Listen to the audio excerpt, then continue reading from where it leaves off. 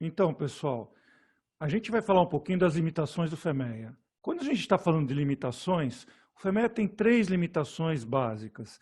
Ele é qualitativo e não quantitativo, ele é uma análise de ponto único e ele é um resumo das discussões que a gente tem que transcrever para um relatório. O que significa essas limitações? Bom, qualitativo. Por que o FEMEA, a gente diz que o FEMEA é qualitativo e não quantitativo? A gente fala qualitativo porque depende de análise.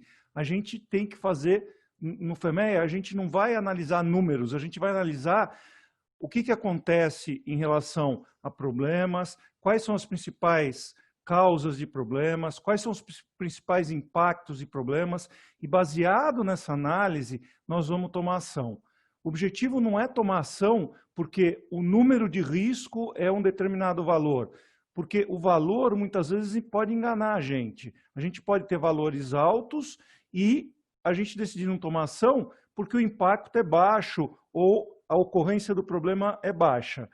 E vice-versa, a gente pode ter números baixos, só que o impacto é tão alto, o efeito é tão alto de um problema, que a gente decide tomar uma determinada ação. Então, é muito importante que a gente entenda que o FEMEA é qualitativo e analítico.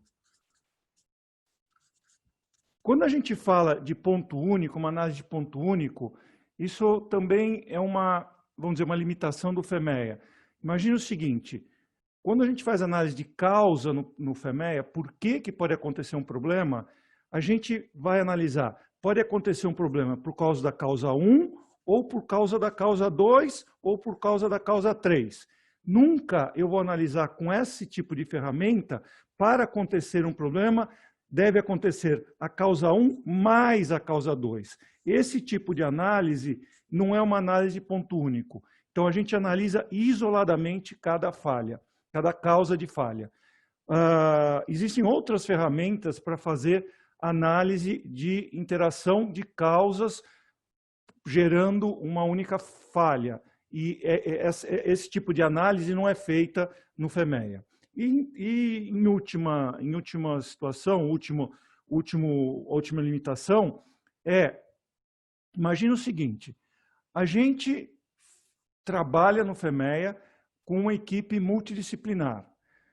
Muita gente se reúne, a gente tem uma discussão de alto nível, o pessoal coloca um monte de ideias. Deve ter alguém, né, nessa equipe que tenha a habilidade de entender o que está sendo discutido nessa equipe e sintetizar essas discussões para transcrever isso num relatório. Se esse relatório não estiver bem escrito, nós vamos perder a oportunidade de ter as nossas lições aprendidas no futuro e usar esses relatórios para novos desenvolvimentos ou ou mesmo melhorias nesse desenvolvimento.